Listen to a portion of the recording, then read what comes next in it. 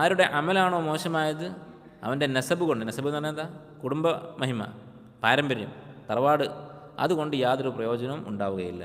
അതിൻ്റെ ഏറ്റവും വ്യക്തമായ ഉദാഹരണമാണ് ഈ സൂറത്തിൽ പറയുന്ന അബൂലഹബിൻ്റെ അവസ്ഥ. അബൂലഹബിനെ പോലെ ഷറഫുള്ള, മഹത്വമുള്ള കുടുംബ പാരമ്പര്യം ഉള്ള ആളുകൾ അപൂർവമായിരിക്കും. അബൂലഹബിൻ്റെ പാരമ്പര്യം എന്താണ്? അബ്ദുൽ ഉസ്സ ഇബ്നു അബ്ദുൽ മുത്തലിബ്, നബി സല്ലല്ലാഹു അലൈഹി വസല്ലമയുടെ വല്യുപ്പയിൽ ചേർന്ന് ചേരുകയാണ് നബി സല്ലല്ലാഹു അലൈഹി വസല്ലമയുടെ നസബ്, സനദല്ല നസബ്.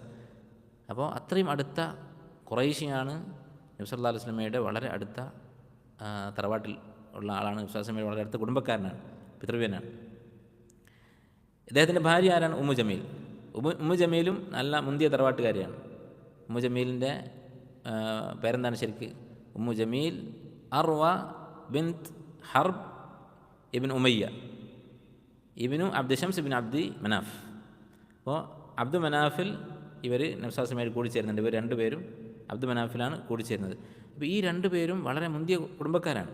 അബൂബക്കറിനേക്കാളും ഉമറിനേക്കാളും നബി സല്ലല്ലാഹു അലൈഹി വസല്ലമയുടെ അടുത്ത ബന്ധമുള്ള കുടുംബക്കാരാണ് ഉമ്മു ജമീലും അതുപോലെ അബൂലഹബും. പക്ഷേ അതുകൊണ്ട് വല്ല കാര്യവുമുണ്ടോ? ഒരു പ്രയോജനവും ഉണ്ടായില്ല. എന്ന് മാത്രമല്ല, വളരെ മോശമായ സ്ഥാനമാണ് കിട്ടിയത്. എന്താണ് കിട്ടിയ സ്ഥാനം? വിശുദ്ധ ഖുർആനിൽ നബി സല്ലല്ലാഹു അലൈഹി വസല്ലമയെ അവിശ്വസിച്ചതിൻ്റെ പേരിൽ, നബി സല്ലല്ലാഹു അലൈഹി വസല്ലമയെ നിഷേധിച്ചതിൻ്റെ പേരിൽ പേരെടുത്ത് പറയപ്പെട്ട ഒരേ ഒരു വ്യക്തി അബൂലഹബാണ്, വേറെ ആരുമില്ല. അപ്പോൾ ഇങ്ങനെ എന്ത് പാരമ്പര്യവും എന്ത് നിസ്ബത്തും എന്ത് തറവാടിത്തവും സ്ഥാനവും അവകാശപ്പെട്ടാലും ദീനില്ലെങ്കിൽ പ്രയോജനമില്ല എന്നതിൻ്റെ ഏറ്റവും വലിയ ഉദാഹരണമാണ് അബൂലഹബ് എന്ന് പറയുന്നത്. ഒരാളുടെ വില എന്താണ്? അയാളുടെ അമലാണ്, ദീനാണ് ഒരാളുടെ സ്ഥാനം നിശ്ചയിക്കുന്നത്, നിർണ്ണയിക്കുന്നത്. അതായിരിക്കണം നമുക്കും ഒരാളോട് ഇടപഴകാനും ഒരാളെ ആദരിക്കാനുമുള്ള അടിസ്ഥാനം. ഇന്ന അക്രമക്കും ഇൻദല്ലാഹി അത്ഖാക്കും. അല്ലെ, നബി സല്ലല്ലാഹു അലൈഹി വസല്ലമ ഇഷ്ടപ്പെട്ടിരുന്നത് തഖ്വയുടെ പേരിൽ മാത്രമായിരുന്നു ആളുകളെ. സെയ്ദ് ബിൻ ഹാരിസ റളിയല്ലാഹു അൻഹു, അദ്ദേഹം അടിമയാണ്. അദ്ദേഹത്തിന് നബി സല്ലല്ലാഹു അലൈഹി വസല്ലം കല്യാണം കഴിപ്പിച്ചു കൊടുത്ത ആരെയാണ്?